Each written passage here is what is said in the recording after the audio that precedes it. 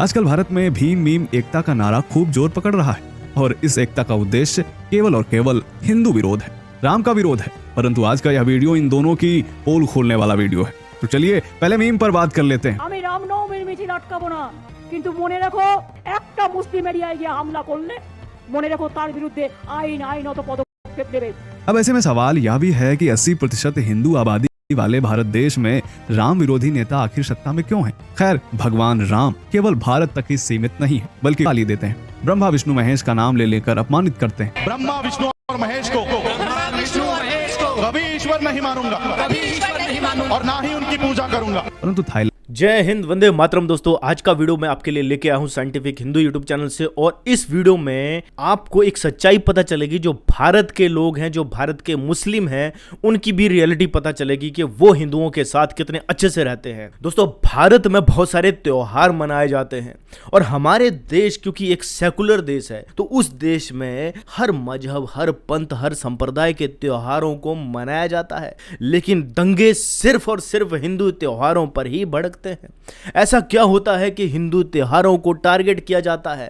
ऐसा क्या होता है कि सिर्फ हिंदुओं को टारगेट किया जाता है? इस वीडियो में पोल खुलने वाली है भीमवादियों की और मीमवादियों की। तो वीडियो देखते हैं दोस्तों। वीडियो लगा तो मैं स्क्रीन पर अपने व्यू, अपने विचार में वीडियो के एंड में बताऊंगा। तो वीडियो पूरा जो देखेगा दोस्तों, और अगर चैनल को सब्सक्राइब नहीं करा है दोस्तों, मित्रों, भाइयों और बहनों, तो आप जरूर कर लीजिए।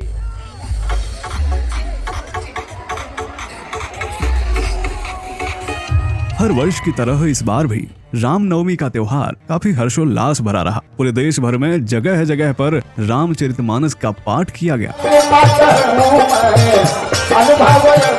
साथ ही शोभा यात्राएं भी निकाली गईं। एक वाक्य में कहें तो भारत के कड़कड़ में राम बसे हैं, और राम के बिना भारतीय संस्कृति की कल्पना भी नहीं की जा सकती। परंतु देश का दुर्भाग्य कहें या हिंदुओं का, जिन भगवान राम को मर्यादा पुरुषोत्तम कहा जाता है, जिनका नाम लेने मात्र से प्राणी भवसागर पार हो जाता है, उन्हीं भगवान राम के देश भारत में बहुत से लोगों को राम नाम से ही पेट दर्द शुरू हो जाता है। ये गंदी राजनीति की पराकाष्ठा है कि जो लोग मुस्लिम जुलूसों पर कभी रोक नहीं लगाते, वो लोग रामनवमी के जुलूस पर रोक लगाते हैं। जो लोग निजी वोट बैंक के लिए सड़क पर नमाज पढ़ने की छूट दे देते हैं, उन लोगों ने रामनवमी की शोभा यात्रा एक पार्क में सीमित कर दी। कभी कभी तो मन में सवाल उठता है कि ये भारत है या पाकिस्तान, जहाँ हिंदुओं को ही धमकाया जा रहा है। जी हाँ दोस्तों, भारत की राजधानी दिल्ली में जहांगीरपुरी की रामनवमी शोभा यात्रा एक पार्क में ही सीमित कर दी गई। दूसरी तरफ पश्चिम बंगाल में तो हद ही हो गई। दुर्गा पूजा पंडालों पर हमले के वक्त जिनके मुंह से थूक नहीं निकलता, पश्चिम बंगाल की उन्हीं सीएम ने खुद ही हिंदुओं को पहले से धमकी दे डाली कि हिंदुओं को जुलूस निकालने से नहीं रोकेंगी,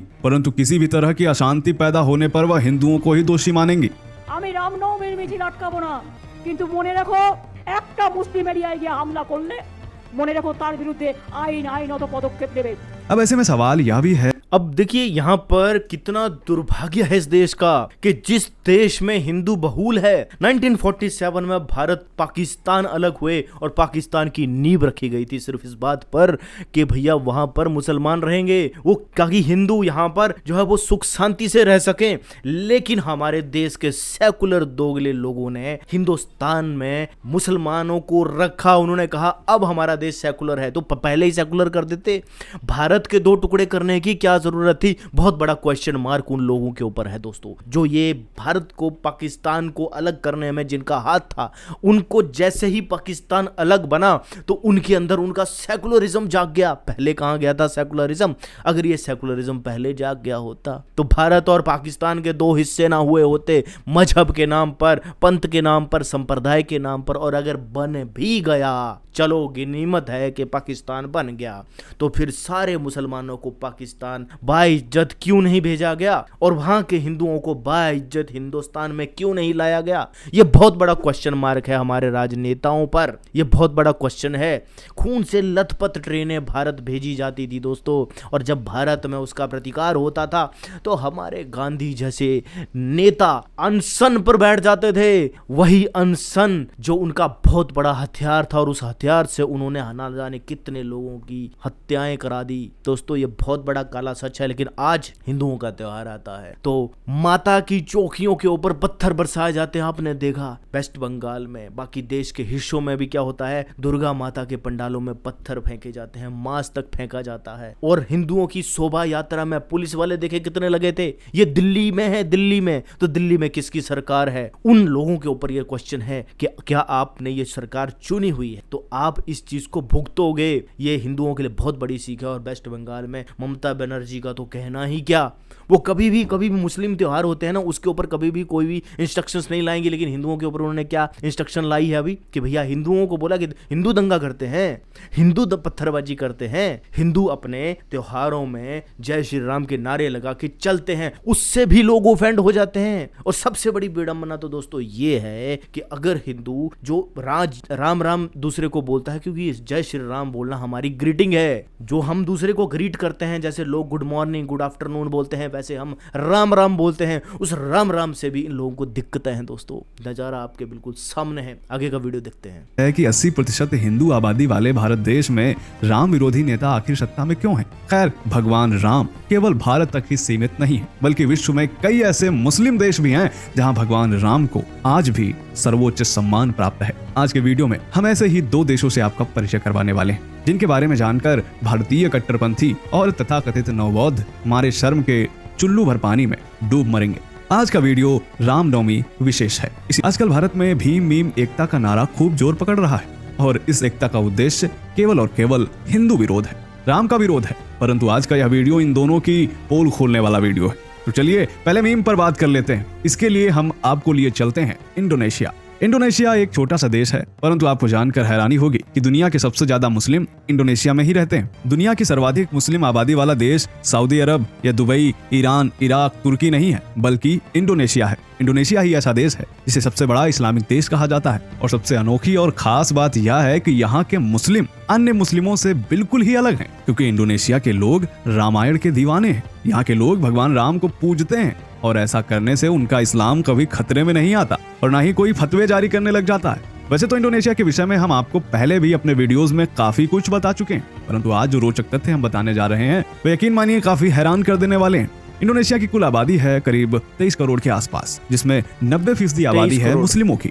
यहाँ के लोग भगवान राम को कितना मानते हैं इसका अंदाजा आप इसी बात से लगा सकते हैं कि यहाँ होने वाली रामलीला में राम लक्ष्मण आदि का किरदार निभाने वाले ज्यादातर पात्र मुस्लिम ही होते हैं। और यही नहीं, भारत की तरह ही इंडोनेशिया में भी राम की नगरी अयोध्या भी है। और सबसे ज्यादा आश्चर्य की बात यह है कि यहाँ सरयू नदी और सुमेरु पर्वत भी हैं। इनके नाम किसने रखे और कब रखे ये तो किसी को नहीं पता, परंतु इन सब के लिए इंडोनेशिया के मुसलमानों में बेहद श्रद्धा है। यहाँ की अयोध्या, जिसे यहाँ की भाषा में योग्या कहा जाता है, यहाँ हजारों साल पुराना एक मंदिर है। लोगों की मान्यता है कि इस मंदिर में कभी भगवान राम भी रहा करते थे। हजारों साल पुराने इस मंदिर में पत्थर लगे हुए हैं जो रामायण की कहानी बताते हैं। उत्तरी जावा में कुछ किलोमीटर दूर सरयू नदी है और सरयू से 3-4 घंटे के सफर के बाद एक पर्वत मिलता है जिसका नाम सुमेरु है। आपको बता दें कि यह पर्वत सैकड़ों वर्ष पुराना नहीं बल्कि हजारों वर्ष पुराना है। इंडोनेशिया के ज्यादातर मुस्लिम रामायण में गहरी आस्था रखते हैं। यहाँ के लोग कावी भाषा में लिखी कवि योगेश्वर द्वारा लिखित रामायण को मानते हैं, जिसका आधार महर्षि वाल्मीकि द्वारा रचित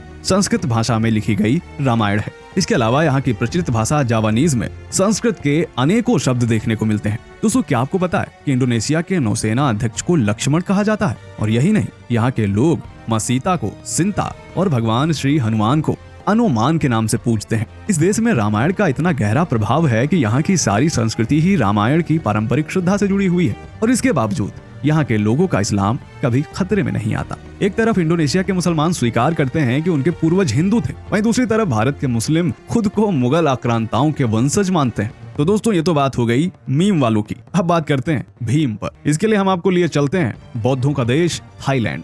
थाईलैंड एक बौद्ध देश है, परंतु फिर भी भगवान राम यहाँ के आराध्य देव है। रामायण से जुड़ी ऐसी ऐसी निशानियां थाईलैंड में मौजूद हैं कि आप दंग रह जाएंगे। दोस्तों, भारत और इंडोनेशिया की तरह थाईलैंड में भी एक अयोध्या है। यहाँ के लोग मानते हैं कि यही भगवान श्री राम की राजधानी है। यहाँ की अयोध्या को स्थानीय भाषा में अयुत्या कहा जाता है। आप सबने देखा ही होगा कि भारत में तथाकथित नवबौद्ध हिंदू देवी देवताओं को गाली देते हैं, ब्रह्मा विष्णु महेश का नाम ले लेकर अपमानित करते हैं। ब्रह्मा विष्णु और महेश को कभी ईश्वर नहीं मानूंगा और ना ही उनकी पूजा करूंगा। परंतु थाईलैंड के बौद्ध दोस्तों यहाँ पर हम भी आज एक शपथ खाते हैं। अगर ये बौद्ध शपथ खाते हैं कि हम ब्रह्मा विष्णु महेश को जो है वो भगवान नहीं मानेंगे, मत मानो। हम भी आज एक शपथ खाते हैं कि हम बुद्ध को ना तो कोई दार्शनिक मानेंगे, ना ही समाज का कोई सुधारक मानेंगे, और ना ही बुद्ध को वो रुतबा देंगे जो हम अपने बाकी देवी देवताओं को देते हैं।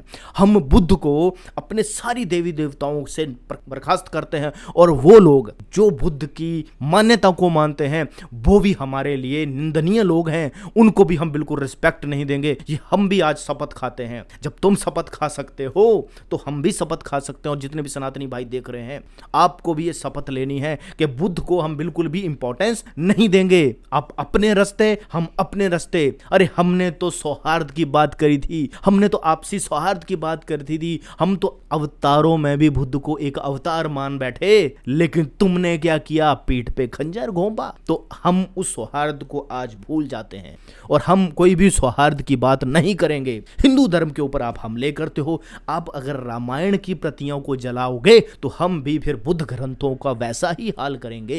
ये हम आज शपथ लेते हैं। हम शपथ लेते हैं, जो भी बुद्धवादी हैं, जो भीमटे हैं, जैसे ही भीमटे हमारे सामने दिखेंगे और वो हमारा विरोध करेंगे, हम भी उनका विरोध करेंगे। फिर देखते हैं ये समाज कहां जाता है। तुमने जो तरीका अपनाया है वही तरीका अब हम भी अपनाने वाले हैं। हम सनातनी हैं, हम सबकी बात करते हैं, हम सर्वधर्म संभाव की बात करते हैं, लेकिन मुझे लगता है कुत्ते को खीर हजम नहीं होती। तुम्हें वो सौहार्द हजम नहीं हुआ तो नहीं हुआ तो नहीं हुआ। अब हम भी आपको वैसा ही जवाब देंगे जैसा आप डिजर्व करते हैं। मंदिरों में आपको ब्रह्मा विष्णु व महेश की मूर्तियां व चित्र भी मिल जाएंगे। इन सभी देवताओं के यहाँ अलग से मंदिर भी हैं। इसके अलावा भगवान गणेश तो यहाँ के प्रमुख देवताओं में से एक हैं। थाईलैंड में कोई भी काम शुरू करने से पहले भगवान गणेश की पूजा की जाती है। थाईलैंड में बौद्ध और हिंदू धर्म का इतना सुंदर मिश्रण है कि आप फर्क ही नहीं कर पाएंगे। ना ही कोई करता है और ना ही कहीं वैमनस्य का भाव हमें यहाँ देखने को मिलता है। थाईलैंड का राष्ट्रीय ग्रंथ रामायण है, जिसे यहाँ की भाषा में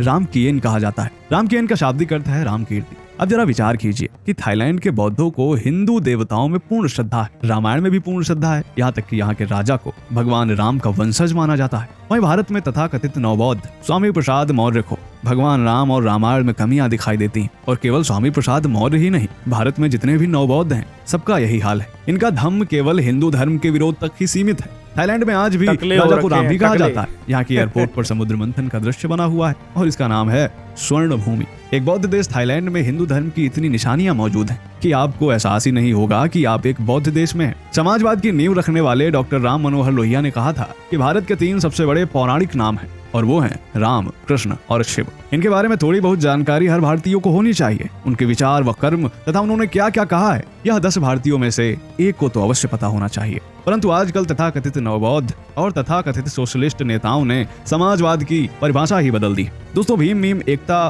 कुछ नहीं, दरअसल हिंदू विरोध का एक नया फॉर्मूला है। राम के देश में राम का ही विरोध अब ज्यादा दिन नहीं चल पाएगा। उम्मीद करते हैं कि इस वीडियो से आपको नई जानकारियां जरूर मिली होंगी। तो दोस्तों, आपने देखा किस तरह से थाईलैंड और इंडोनेशिया एक मुस्लिम देश है और एक बुद्ध का देश है, और वहां पर राम के लिए उनके दिल में क्या स्थान है। और एक तरफ हमारा देश है। हमारे देश में ऐसे लोग हैं जो राम को नफरत की नजर से देखते हैं, राम को ईर्ष्या की नजर से देखते हैं, जबकि राम जो है वो एक आदर्शवादी जीवन जीने वाले व्यक्ति थे। राम एक अच्छे पुत्र थे, राम एक अच्छे पति थे, राम एक अच्छे राजा थे, राम एक बहुत ही बढ़िया आदर्श भाई थे। राम में वो सारी खूबियां थी जो एक आदर्श पुरुष में होनी चाहिए। इसीलिए हम राम को इज्जत देते हैं, राम को आदर देते हैं, और राम हमारे सीने में है। तुम हमें मिटा भी दो, तुम हमें जला दो, तुम हमें तबाह कर दो, हमारे खून का कतरा कतरा बोलेगा जय श्री राम। तुम में हिम्मत नहीं है तुम हमारे शरीर से, हमारे दिल से राम को मिटा सको। रामनवमी के ऊपर हजारों पुलिस लगा दो। ये दिल्ली का हालत, और उधर वेस्ट बंगाल की हालत, और राजस्थान में कांग्रेस की सरकारें, ये सब हिंदू विरोधी हैं। दोस्तों, ये बात तो हमें समझ में आ चुकी थी बहुत पहले, लेकिन कंफर्मेशन की जरूरत थी। अब वो कंफर्मेशन भी मिल चुका है कि ये सरकारें जो हैं वो हिंदू विरोधी हैं। और मैं ये नहीं कहता हिंदू विरोधी होना मतलब एक अलग बात है, लेकिन ये लोग इंसान विरोधी, मानव विरोधी भी हैं। क्योंकि जब आप किताबें पढ़ोगे, आप इस्लाम की किताबें पढ़ोगे, तो आपको वहां पर इंसानियत नहीं दिखेगी दोस्तों, वहां पर सिर्फ मजहब दिखेगा। और मजहब जो है वो सिर्फ एक विचारधारा को आगे बढ़ाने वाला होता है। मजहब कभी भी इंसानियत की बात नहीं करता है। मजहब ये बात नहीं करता है कि हर इंसान को फ्रीडम है कि वो अपनी मर्जी से चाहे जिस भी मान्यता को माने। इंसान की अपनी इच्छा के ऊपर डिपेंड करता है कि वो भगवान को, ईश्वर को किस रूप, किस गुण, किस मूर्त में पूजे। ये इंसान की अपनी चॉइस है। ऐसी बात अगर कोई मजहब की किताब करती है तो हम उसे एक्सेप्ट करते हैं, लेकिन मजहब की किताबें जो है वो उस चीज पे बात नहीं करती हैं। मजहब की किताबें कहती हैं ये ईश्वर है, ये ईश्वर की किताब है, इसको अगर मानोगे तो आप मजहबी हो, आप हमारे हो, अदरवाइज आप हमारे नहीं हो। ये है मजहब की किताबों की बातें। जैसे कि बुद्ध है, बुद्ध कहते हैं राम कृष्ण को नहीं मानेंगे। अरे हजारों लोग इस देश में राम और कृष्ण को अपना आदर्श मानते हैं। तुमने एक शब्द में पूरे के पूरे समाज को अपने से अलग कर दिया। यही बांटने की राजनीति तुम पहले भी करते आए थे। पुष्यमित्र शुंग के काल से लेकर और शंकराचार्य के काल से लेकर आज तक तुम्हारी वो हट धर्मी नहीं गई है जिसमें आपने कभी दूसरे की भावनाओं की रिस्पेक्ट नहीं करी है। अगर आप राम कृष्ण को भगवान नहीं मानोगे, मत मानो भाई, हमें कोई फर्क पड़ता नहीं है। लेकिन ये याद रखना, हम भी आज ये कसम खाते हैं कि हम भी बुद्ध को कोई भी आदर्श पुरुष नहीं मानेंगे। हम बुद्ध को कोई भी रिस्पेक्ट नहीं देंगे। बुद्ध की विचारधारा को तो रिस्पेक्ट हम बिल्कुल देने नहीं वाले हैं। और जो लोग बुद्ध को पूजने वाले लोग हैं, जो बुद्ध को भगवान मानते हैं, जो बुद्ध को अपना आदर्श मानते हैं, उन लोगों को भी हम फिर कैसे रिस्पेक्ट देंगे? यह क्वेश्चन मार्क मेरा उन लोगों के ऊपर है। दोस्तों गुस्सा बहुत भरा हुआ है दिल में, लेकिन ये गुस्सा दोस्तों हमें वैसे नहीं निकालना है, हमें निकालना है इंटेलेक्चुअली। तो मैं सब सनातनियों से एक बार फिर से रिक्वेस्ट करता हूं कि आप बुद्ध को कोई रिस्पेक्ट मत दीजिए, बुद्ध की किताबों को कोई रिस्पेक्ट मत दीजिए। उन लोगों को भी रिस्पेक्ट देने की कोई जरूरत नहीं है जो सनातनियों को, जो सनातन धर्म को, जो हमारे देवी देवताओं को रिस्पेक्ट नहीं देते हैं। हमें उनको रिस्पेक्ट देने की कोई जरूरत नहीं है। तुम अपने रास्ते, हम अपने रास्ते। तुम्हें अगर यही मंजूर है तो तुम्हें फिर वही मिलेगा जो तुम्हें चाहिए, तुम्हें वही मिलेगा। वही विचारधारा तोड़ने वाली, हम तो जोड़ने वाली विचारधारा के साथ चल रहे थे। हम तो, तुम बोलते थे जाति प्रथा, अरे तुम्हारे हिंदुओं में बहुत जाति प्रथा है। हमने बोला नहीं, जाति प्रथा नहीं है, वर्ण व्यवस्था है जो जन्म से नहीं कर्म से है। हम समझाते समझाते आप लोगों को थक गए, लेकिन आपकी समझ में वो चीजें नहीं आई। तो फिर रास्ता वही है दोस्तों, आप अपने रास्ते, हम अपने रास्ते। हम जय श्री राम अपने जीवन के अंतिम सांस तक बोलते रहेंगे और हमारी आने वाली पुश्तें भी जय श्री राम बोलती रहेंगी। हम उनकी रगों में, हम उनमें ऐसी चीज भर देंगे कि वो आने वाली पुश्तें भी राम के प्रति समर्पित होंगी। लेकिन आप लोगों को हम अपने साथ में कभी भी इंपॉर्टेंस नहीं देंगे, क्योंकि आपने कभी भी हमको समझा ही नहीं। आपने हमारे धर्म ग्रंथों को हमेशा दूषित करने की कोशिश करी। आपने हमेशा जालसाजी करी। साइंस जर्नी जैसे लोग और बहुत सारे ऐसे चैनल खुले हैं, साइंस विद ह्यूमन। अरे ह्यूमैनिटी तो तुम में है ही नहीं। तुम अगर द्वितीय समाधमोरस्त्य सोचम इंद्री निर्गृहम धीविद्या सत्यम क्रोधो दशकम धर्म लक्षणम को नहीं समझ सकते, तो फिर तुम्हारे दिमागों में एक मानसिक विकलांगता है। जो मानसिक विकलांगता तुम्हें वो कॉन्स्पिरेसी कराने में मजबूर करती है। तो तुम अपने दिमागों का इलाज करो। दोस्तों आज का वीडियो यहीं पर समाप्त करता हूँ। वीडियो अगर अच्छा लगा तो वीडियो को लाइक जरूर कीजिए, शेयर जरूर कीजिए। ऐसे वीडियो चैनल पर आता रहूंगा। मिलूंगा नेक्स्ट वीडियो में, तब तक के लिए दोस्तों जय हिंद, वंदे मातरम।